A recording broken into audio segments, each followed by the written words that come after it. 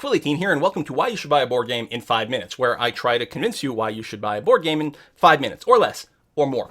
Today I'm going to talk about Evolution. Specifically, I'm going to talk about Evolution Climate, which is a standalone expansion to Evolution, and I think that makes the game considerably bigger. There's another expansion called Evolution Flight, and they're working on an ocean-themed one relatively soon as well. But I particularly like Climate because I think it mixes up the base Evolution gameplay in a really exciting way. Evolution is a game where you and your friends will control one or more creature species through the ages and try to keep them alive and try to keep them growing and try to get them to eat as much food as possible, because food is the primary concern of, well, I guess all species on Earth, I suppose, but in the game is very critical because food is how you A, don't go extinct, and B, score points. There's a couple other ways to score points, but eating food is the number one way to do it.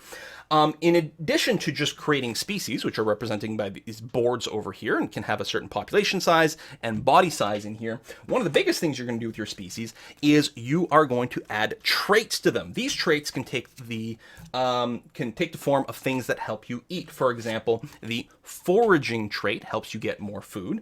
The cooperation trait helps you share food between your species that you control, because you always have at least one, but you'll often have more than one. You might have fat tissue, which helps you store excess food between turns and helps you during lean times, and also helps you score more points, which is fantastic.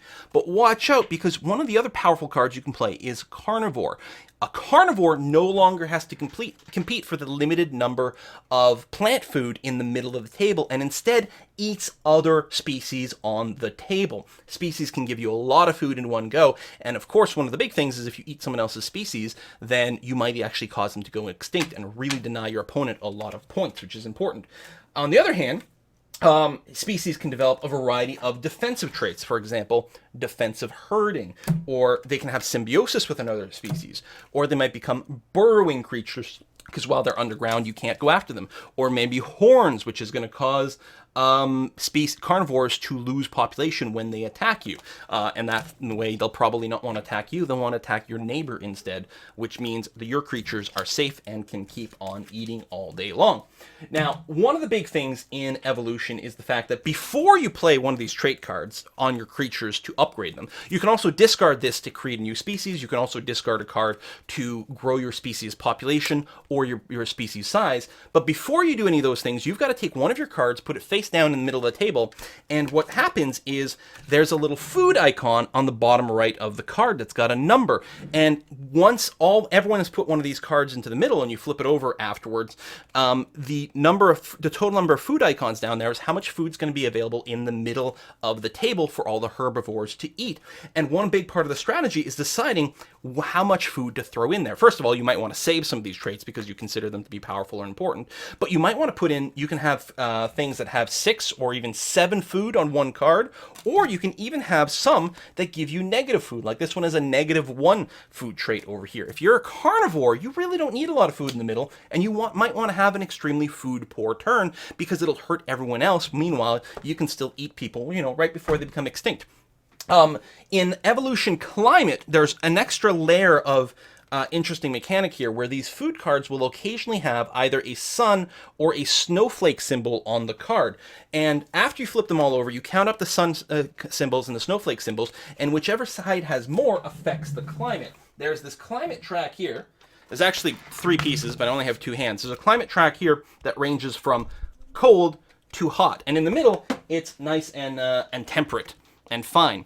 Well, one of the things that happens is as the temperature changes, the amount of food you can see modifies. As it gets warmer, you tend to have more food until it gets scorching, in which case you get -20 food.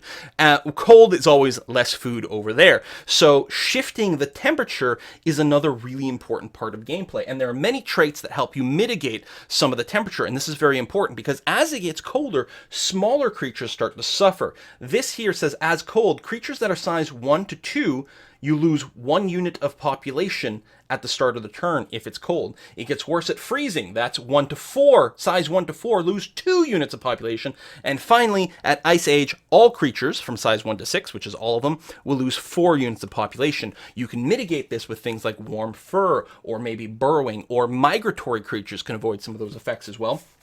The flip side is the hot. Big creatures tend to suffer first here. Here's creatures 5 to 6 lose, then 3 to 6, and then all creatures lose over there. But you can offset this with mud walling and cooling frills. Really adds a lot of depth to the strategy.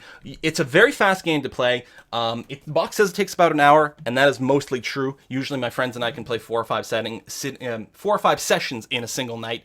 So it's great fun, very competitive, but really interesting. Lots of replay value because you end up making very different critters every time. And the politics of the table as well. You know, you should go after that guy because he's been eating tons of food. So please eat him, don't eat me. Also offer a lot of replay value to the game. Thanks for watching. Let me know if you like this series down below in the comments. I will really appreciate any feedback you have about it. Let me know if there's any game that you might be interested in me talking about. Maybe it's something that I have in my collection. And if it's your first time to the channel, I hope you subscribe because I got a lot of these games to talk about. See you next time, folks. Bye-bye.